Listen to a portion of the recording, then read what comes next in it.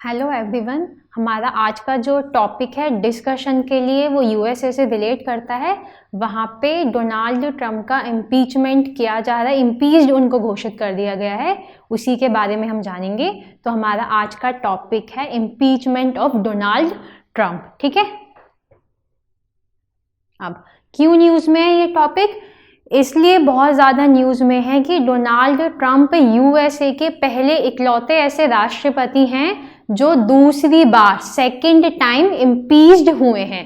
ठीक है, यूएसए में अगर कोई राष्ट्रपति दूसरी बार इम्पीच्ड किया गया है तो वो डोनाल्ड ट्रंप है। एक बारी 2019 में और अभी फिर से 2021 में। ठीक है, 2019 में भी डोनाल्ड ट्रंप जो है वो इम्पीच्ड कर दिए गए थे और वो अभी भी इम्पीच्ड किए गए हैं, पर वो रिमूव नहीं किए गए थे तब भी और अभी तक तो अभी इस टाइम तक तो उनको रिमूव नहीं किया गया है। ठीक है, तो हम ये डिफरेंस आगे देखेंगे कि इम्पीच्ड होने का मतलब अगर वो इम्पीच्ड घोषित कर दिए गए हैं तो उनको अभी तक रिमूव क्यों नहीं किया गया है। क्यों पढ़ रहे हैं हम ये टॉपिक? इसलिए पढ़ रहे हैं क्योंकि डोनाल्ड ट्रंप को दूसरी बारी यूएसए में इम्पीच्ड किया गया है। ठीक है, अब क्या रीजन है डोनाल्ड ट्रंप के ऊपर कौन से आरोप लगे हैं जो उनको इम्पीच किया गया है? तो अभी 6 जनवरी को अमेरिका में बहुत हिंसक प्रदर्शन किया था डोनाल्ड ट्रंप के सपोर्टर्स। उन्होंने क्या किया था, जो वहाँ पे पार्लियामेंट वाला जो एरिया है, जो परिसर है, कांग्रेस बोला जाता है वहाँ की पार्लियामेंट को, और उसका जो एरिया सराउंडेड है, कैपिटल बिल्डिंग बोलते हैं जिसे, वहाँ पे बहुत ज़्यादा सपोर्टर्स डोनाल्ड ट्रंप के आए और वहाँ पे बहुत ही ज़्यादा हिंसा उन्होंने फैलाई। इस हिंसा का लेवल इतना ज़्यादा था कि वहाँ पे 5 लोगों की मृत्यु भी हो गई इस हिंसा में। ठीक है, तो इस हिंसा को, ये जो हिंसा हुई, ऐसा माना जाता है एक दिन पहले डोनाल्ड ट्रंप ने एक बहुत ही उग्र भाषण दिया था, इसलिए अगले दिन वहाँ पे उनके सपोर्टर्स ने जाके ये हिंसा की, जिसके बाद हमको न्यूज़ में देखने को मिला कि जितने भी सोशल मीडिया हैंडल्स थे डोनाल्ड ट्रंप के, उनको या तो ब्लॉक कर दिया गया कुछ समय के लिए या फिर बंद कर दिया गया, उनको परमिशन नहीं दी। यूट्यूब वगैरह से भी उनके भी जितने ऐसे भड़काऊ भाषण थे वो हटा दिए गए, ट्विटर उनका बंद कर दिया गया। ठीक है, क्यों? ताकि वहाँ पे हिंसा बहुत ज़्यादा नहीं बढ़े। ठीक है, तो क्या रीज़न था ये आपको यहाँ पे समझ आ गया कि ऐसा उन्होंने क्या किया कि उनके ऊपर इम्पीच वाला प्रोसीजर स्टार्ट हो गया। ठीक है, अब हमारे यहाँ जैसे पार्लियामेंट होता है, संसद भवन कहा जाता है जिसको, ऐसे यूएस का जो पार्लियामेंट है उसको बोला जाता है कांग्रेस। ठीक है, इस कांग्रेस की जो स्थापना है वो 1789 में यहाँ के संविधान के अंतर्गत इसकी स्थापना की गई थी। ठीक है, आर्टिकल 1 है जो अमेरिकन कॉन्स्टिट्यूशन का, आर्टिकल 1 का भी सेक्शन 1 है जिसमें यूएस के कांग्रेस की बात की गई है। तो कांग्रेस वर्ड से आप यहाँ पे मतलब समझ जाएंगे, जैसे हमारे यहाँ संसद भवन है वहाँ पे यूएस कांग्रेस बोला जाता है। ठीक है, अब यूएस के कांग्रेस के बारे में अगर हम जानें, जैसे भारत का संसद भवन है, यहाँ का कांग्रेस है, तो वहाँ पे टोटल संख्या जो है वो 541 सदस्यों की है। टोटल इसमें 541 मेंबर्स हैं। ठीक है, 541 में से ये जो 535 मेंबर्स हैं, इन 530 मेंबर्स के पास वोटिंग राइट्स होते हैं। मतलब वहाँ की जो कांग्रेस की कार्रवाई है उसके अंदर ये 535 लोग जो हैं अपना वोट दे सकते हैं, और ये बाकी के जो बचे हुए 6 लोग हैं इनके पास वोटिंग राइट्स नहीं होते हैं, इनके पास होते हैं, और ये जो 6 सदस्य हैं इनके पास नहीं होते हैं। ठीक है, अब जैसे जो भारत का संसद है उसके अंदर 2 सदन होते हैं, एक लोकसभा कहा जाता है जिसको, एक और दूसरे को राज्यसभा कहा जाता है। इसी तरीके से यूएस की कांग्रेस में भी 2 सदन होते हैं, एक को बोला जाता है सेनेट और दूसरे को बोला जाता है द हाउस ऑफ रिप्रेजेंटेटिव्स। ठीक है, जैसे यहाँ पे राज्यसभा लोकसभा होते हैं, उसी प्रकार यहाँ पे सेनेट और हाउस ऑफ रिप्रेजेंटेटिव्स होते हैं। ठीक है, सेनेट में जो टोटल सदस्यों की संख्या है वो है 100, फिक्स है ये, ठीक है। अमेरिका में टोटल 50 स्टेट्स हैं, हर एक स्टेट में से 2 मेंबर्स होते हैं जो सेनेटर बनते हैं। कोई भी अगर राज्य है उसका अगर एरिया छोटा है, पॉपुलेशन कम है, और दूसरा राज्य है जिसका एरिया बहुत बड़ा है, वहाँ की पॉपुलेशन भी ज़्यादा है, इस बात से कोई फर्क नहीं पड़ेगा, छोटे राज्य से भी 2 सेनेटर निकलेंगे और बड़े राज्य से भी 2 सेनेटर निकलेंगे, ठीक है। तो याद रखिएगा सेनेट में जो मेंबर्स हैं वो इलेक्शन के बाद, ये लोग वोटिंग के बाद चुन के आते हैं, यहाँ पे उनकी संख्या 100 है, ठीक है। एक राज्य से 2 सेनेटर बनते हैं। अब दी हाउस ऑफ रिप्रेजेंटेटिव्स जो है इसकी जो संख्या है वो है 445 और 6, 441 टोटल में, ठीक है।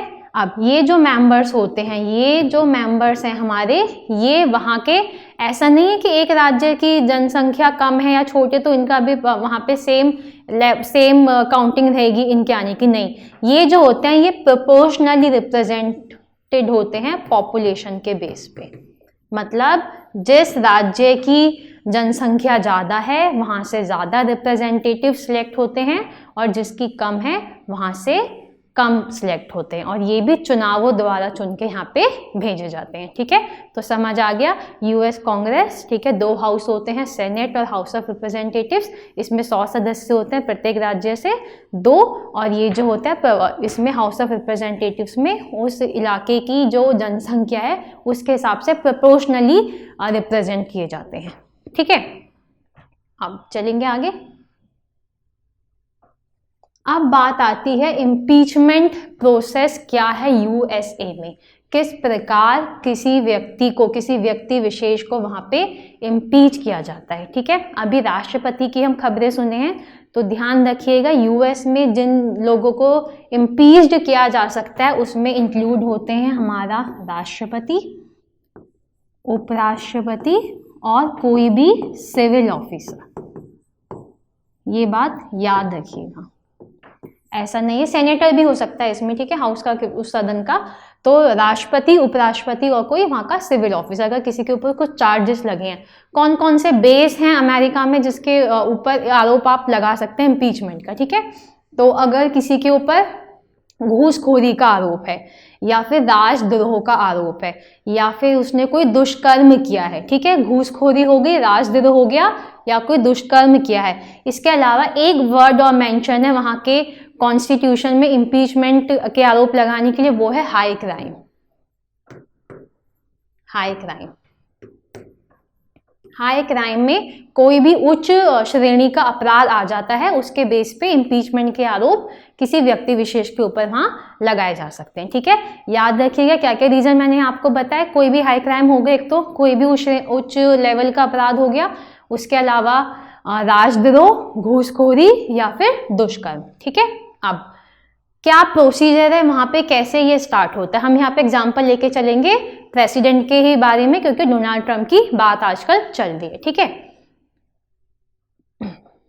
देखिए जैसा कि मैंने आपको बताया 2 हाउस है वहाँ पे, एक सेनेट हो गया, दूसरा हाउस ऑफ रिप्रेजेंटेटिव्स हो गया। शॉर्ट में सेनेट को सेनेट बोला जाता है, हाउस ऑफ रिप्रेजेंटेटिव्स को हाउस भी कह देते हैं खाली, ठीक है। तो याद रखिएगा जो ये प्रोसीजर है इम्पीचमेंट का, ये शुरू होता है हाउस ऑफ रिप्रेजेंटेटिव से, सेनेट से इसकी शुरुआत नहीं होती है, ठीक है। कौन को स्टार्ट कर सकता है, कोई भी एक मेंबर, वहाँ का इकलौता मेंबर भी इस आरोप की शुरुआत, वहाँ पे इम्पीचमेंट का आरोप किसी व्यक्ति विशेष के ऊपर लगा सकता है। यहाँ पे हम प्रेसिडेंट लेके चलेंगे, ठीक है। अब ये क्या करेगा, इसने जो आरोप लगाए, आरोप लगाने के बाद इसकी एक जो भी आरोप है वो भेजे जाएंगे उस हाउस ऑफ रिप्रेजेंटेटिव जो है उसकी जुडिशियरी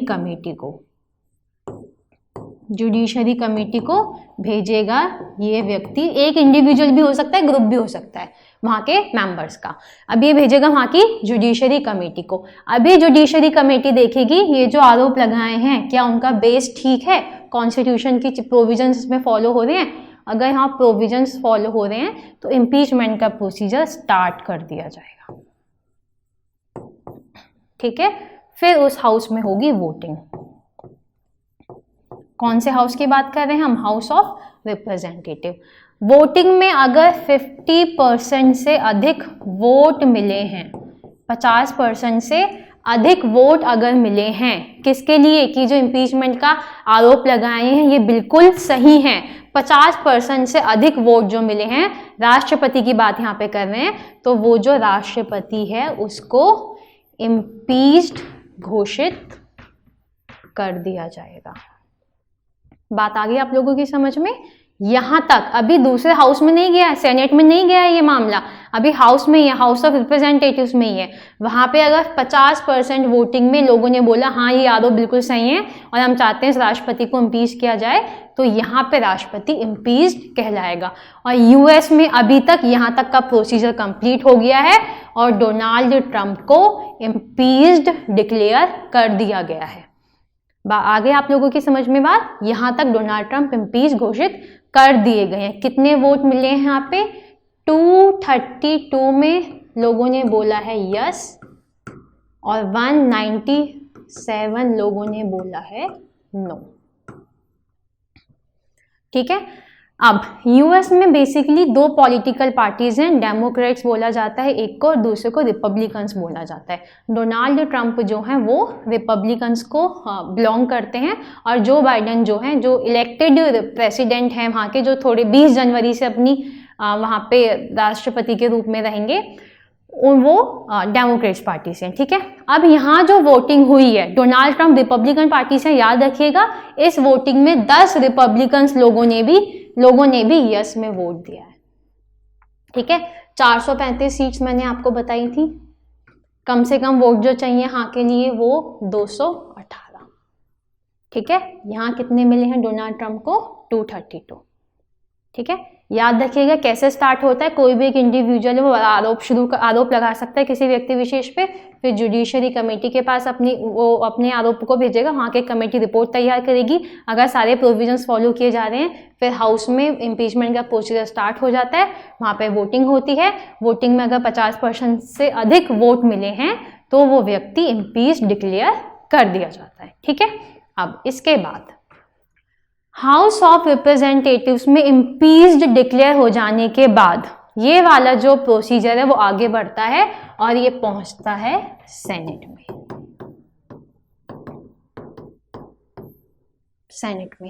सेनेट में ये प्रोसीजर जब जाएगा तो वहां पे एक ट्रायल शुरू हो जाएगा, मतलब इन आरोपों की जांच करी जाएगी। ठीक है। और किसकी अध्यक्षता में? जो वहां का चीफ जस्टिस होगा सुप्रीम कोर्ट का। ठीक है। वहाँ के सुप्रीम कोर्ट का जो चीफ जस्टिस है वो इसको प्रेसाइड करेगा, वहाँ पे ट्रायल स्टार्ट हो जाएगा। जो सेनेटर्स हैं, जो सेनेट के जो मेंबर्स हैं, वो इसमें ज्यूरी का रोल प्ले करेंगे। वो लोग कौन कहलाएंगे? ज्यूरी कहलाएंगे। ठीक है। हम वो यहाँ पे देखेंगे।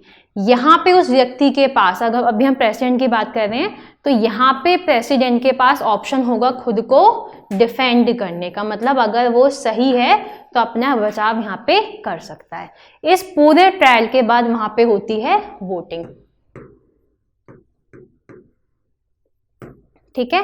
वोटिंग में अगर 2/3 वोट मिले हैं, 2/3 वोट मिले हैं यस में, 2/3 का मतलब हो गया टोटल संख्या मैंने आपको सेनेट के मेंबर्स की 100 बताई थी, तो अगर 67 वोट्स मिले हैं यस में, ठीक है, तो जिस व्यक्ति को हाउस ऑफ रिप्रेजेंटेटिव्स ने इम्पीच्ड कर दिया था वो व्यक्ति अपनी पोजीशन से रिमूव कर दिया जाएगा। यहाँ पे रिमूव्ड डिक्लेयर कर दिया जाएगा।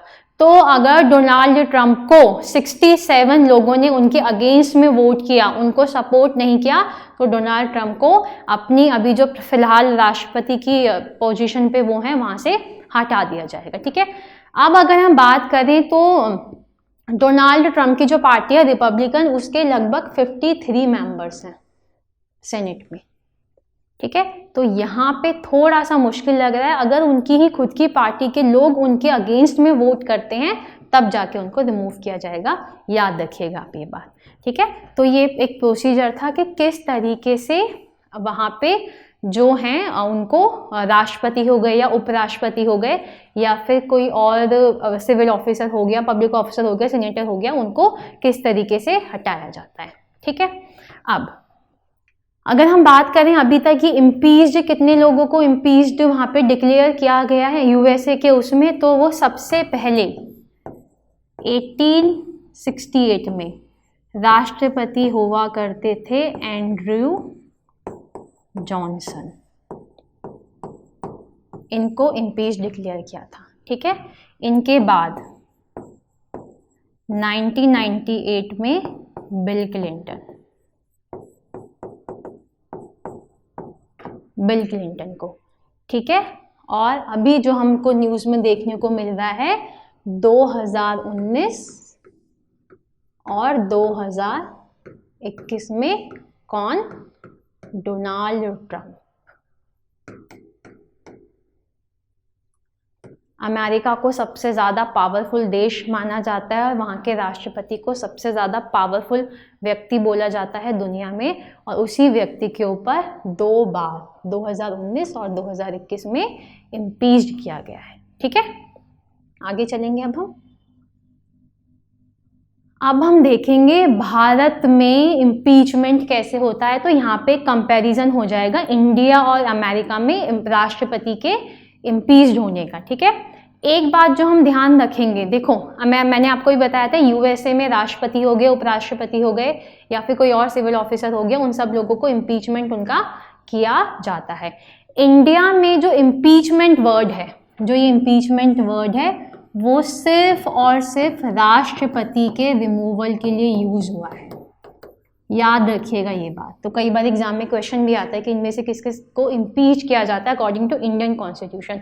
तो प्रोसीजर लगभग सेम होता है। चीफ अगर कोई सुप्रीम कोर्ट का जज है, उनको हटाने का प्रोसीजर और राष्ट्रपति को हटाने का जो प्रोसीजर, रिमूव करने का जो प्रोसीजर है, वो लगभग सेम होता है, ऑलमोस्ट सेम ही होता है। पर जो इम्पीचमेंट वर्ड है वो सिर्फ और सिर्फ राष्ट्रपति के लिए यूज होता है। ठीक है, हमारे कॉन्स्टिट्यूशन में इम्पीचमेंट का प्रोविजन अवेलेबल है आर्टिकल 61 में। आर्टिकल 61 हमारा जो भारतीय संविधान है उसका आर्टिकल 61 है, जो राष्ट्रपति की इम्पीचमेंट की बात करता है। ठीक है, याद रखिएगा, सिर्फ राष्ट्रपति के लिए इम्पीचमेंट वर्ड हुआ है अंडर आर्टिकल 61 हमारे संविधान में। ठीक है, अब क्या रीज़न होता है, किस बेस पे आप भारत के राष्ट्रपति के खिलाफ इम्पीचमेंट प्रोसीजर, महाअभियोग का जो प्रस्ताव है वो ला सकते हैं? तो एक ही रीज़न है जो भारतीय संविधान में दिया गया है, वो है वायलेशन ऑफ इंडियन कॉन्स्टिट्यूशन या कॉन्स्टिट्यूशन। ठीक है, अगर राष्ट्रपति हमारे संविधान का उल्लंघन करते हुए पाए जाते हैं तो उनके ऊपर इम्पीचमेंट का जो प्रोसीजर है वो स्टार्ट किया जा सकता है। ठीक है, सिर्फ इकलौता ये रीज़न दिया है। अब कैसे स्टार्ट होता है? तो देखो, भारत का जो पार्लियामेंट है उसमें 2 हाउस हैं, एक लोकसभा और दूसरा राज्यसभा। यूएस में जैसे सेनेट है और हाउस ऑफ रिप्रेजेंटेटिव्स है, यहाँ पे राज्यसभा और लोकसभा है। ठीक है, राष्ट्रपति को हटाने का प्रस्ताव भारत के संसद के किसी भी सदन में शुरू किया जा सकता है। यहाँ पे हम एग्जाम्पल लेके चल रहे हैं लोकसभा में। ठीक है, तो लोकसभा में जितनी भी संख्या है मेंबर्स की, उस संख्या के अगर 1/4 मेंबर सपोर्ट करते हैं, अपना साइन करके देते हैं कि हाँ हम राष्ट्रपति के अगेंस्ट इम्पीचमेंट का प्रोसीजर स्टार्ट करना चाहते हैं, 1/4 मेंबर सपोर्ट करेंगे, एक व्यक्ति या एक व्यक्ति विशेष करने से यहाँ पे नहीं होगा, 1/4 मेंबर्स वो बोलते हैं हाँ हम चाहते हैं, ये आरोप है राष्ट्रपति ने संविधान का उल्लंघन किया है, उनके ऊपर इम्पीचमेंट का प्रोसीजर आप स्टार्ट कीजिए। तो 1/4 मेंबर्स इसको सपोर्ट करेंगे, अपने सिग्नेचर करके देंगे। उसके बाद इस हाउस से स्टार्ट हो जाएगा इम्पीचमेंट का प्रोसीजर और इसके बाद एक 14 दिनों का नोटिस भेजा जाएगा। 14 दिनों का नोटिस भेजा जाएगा किसको? राष्ट्रपति जी को, कि आपके खिलाफ यहाँ पे इम्पीचमेंट का प्रोसीजर स्टार्ट हो गया। ठीक है, अब स्टार्ट हो गया, वहाँ पे उनको नोटिस भेज दिया। अब होगी लोकसभा में वोटिंग। ठीक है, वोटिंग में अगर 2/3 लोगों ने इस प्रस्ताव को सपोर्ट किया है, 2/3 लोगों ने यस में वोट दिया है, जिस रेजोल्यूशन की बात हो रही थी राष्ट्रपति को हटाने की, उस प्रस्ताव को अगर 2/3 लोगों ने सपोर्ट किया है तो ये मामला पहुंचेगा हमारे सेकंड हाउस में। अगर लोकसभा से शुरू हुआ है तो राज्यसभा सेकंड हाउस कहलाएगा, अगर राज्यसभा से शुरू हुआ है तो लोकसभा सेकंड हाउस कहलाएगा। ठीक है, राज्यसभा में जाएगा ये मामला और राष्ट्रपति जो हैं वो अपने आप को डिफेंड करेंगे सिर्फ और सिर्फ सेकंड हाउस में, जहां ये मामला रेजोल्यूशन दोबारा में पहुंचा है। ठीक है, सेकंड हाउस जो है, राज्यसभा की बात यहाँ पे हो रही है, वो यहाँ पे इन्वेस्टिगेटिंग हाउस के रूप में काम करेगा। सारी जो इन्वेस्टिगेशन है वो दूसरा सदन करेगा, जहां ये प्रस्ताव बाद में पहुंचा है। ठीक है, अब कार्रवाई चल रही है, राष्ट्रपति खुद को डिफेंड कर सकते हैं, उसके बाद होगी इस दूसरे हाउस में वोटिंग। ओके, वोटिंग में अगर 2/3 वोट्स, वहां पे भी 2/3 से फर्स्ट हाउस में भी और सेकेंड हाउस में भी 2/3 वोट्स अगर मिले हैं यस में, तो जो राष्ट्रपति हैं वो इम्पीच्ड कहलाएंगे। और यह भारत में अगर इम्पीच्ड डिक्लेयर कर दिए गए तो उनको अपने पद से हटना पड़ेगा। ठीक है, अमेरिका में इम्पीच्ड होने के बाद मामला दूसरे सदन में पहुंचता है, पर भारत में इम्पीच्ड होने के बाद, दोनों सदन की कार्रवाई के बाद आप इम्पीच्ड घोषित हो गए तो आपको रिमूव कर दिया जाएगा, आपको अपने पद से हटना पड़ेगा। ठीक है, एक बार मैं फिर से ब्रीफ कर देती हूँ इंडिया में क्या प्रोसीजर है इम्पीचमेंट का, कौन सा आर्टिकल है जो रिलेट करता है, आर्टिकल 61।